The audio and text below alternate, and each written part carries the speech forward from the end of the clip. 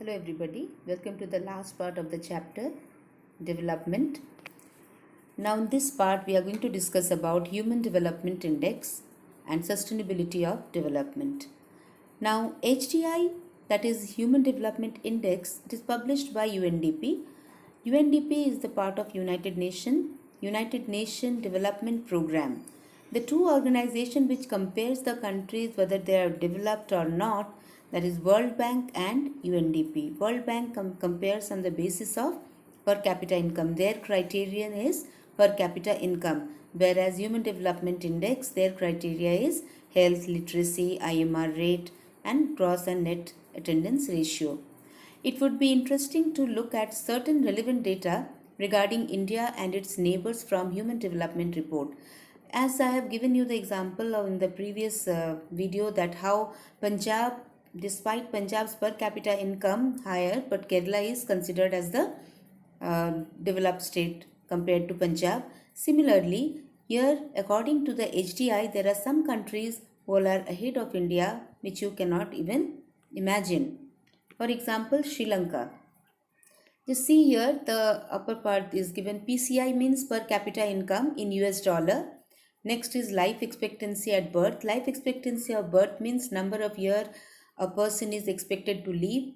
Literacy rate, as I have told you, the people who know to read and write. Gross enrollment ratio, here three levels means primary, middle and high, all three levels. How many children are going to school and what is the rank of that country according to HDI, World HDI rank.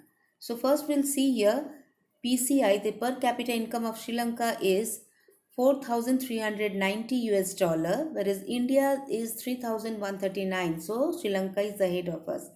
Life expectancy, there 74 or 64. Literacy rate, Sri Lanka is 91, India 61. Gross enrollment ratio, Sri Lanka 69 or 60.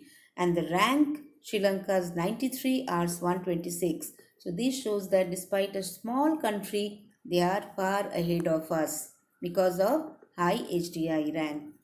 So a small country in our neighborhood, Sri Lanka, is much ahead of India in every respect. Nepal has half the per capita income of India, yet it is not far behind India in life expectancy and literacy levels. If you see here, Nepal's life expectancy is 62, whereas India is 64, not very far. And literacy rate, India 61 and Nepal says 60 and India 60 and Nepal 61. So here you can see the smaller countries, they are also ahead of us in few areas. Now we are going to talk about sustainability of development. Suppose for the present that our particular country is quite developed, we would certainly like this level of development to go up further or at least be maintained for future generation.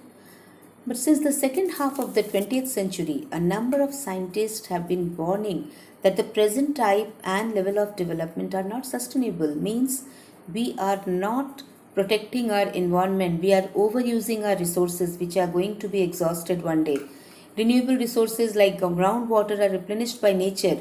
However, these resources may be overused. If we overuse the resources, there will be a crisis everywhere which we face every summer.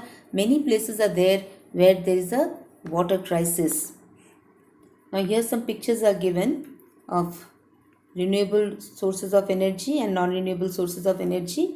Wind, geothermal, solar, hydropower, biomass, these are all renewable sources of energy. And oil, coal, natural gas, nuclear power, these are all non-renewable sources of energy. So non-renewable resources cannot be replenished as they have a fixed stock on earth. We know that fossil fuels, natural gas, nuclear power, they are limited in stock and we overuse them, they will get exhausted and it take millions of years to be replenished. How to discover new resources, but over time even this will get exhausted. Though we can discover new resources, but if we don't use them judiciously, one day they will be exhausted. Some pictures of non-renewable resources here. Fossil fuels, coal, nuclear power, nuclear gas. These are the chimneys emitting smoke which is polluting our environment. Now we come to the end of this chapter, the conclusion.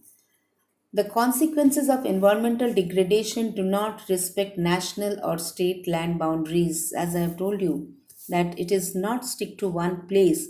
It will hamper others. If one country is affected, that effect will go to the other country also. So we cannot say that we are safe. If somebody is suffering, we also have to face the same. So the question of development or progress is perennial. It is forever. At all times, as a member of society and as individuals, we need to ask where we want to go, what we wish to become, and what are our goals. So, the debate on development continues. We may say that for industries, we need land. For that, we have to cut down forest. It is true that for development, we have to compromise somewhere, but it should be not hampering the environment. If we are cutting one plant, we have to plant a tree. We have to plant two more. So that in that way only we can save our environment. That's all in the chapter. If you have any doubt, you can text me in the class WhatsApp group or you can write in the comment box. Thank you, children.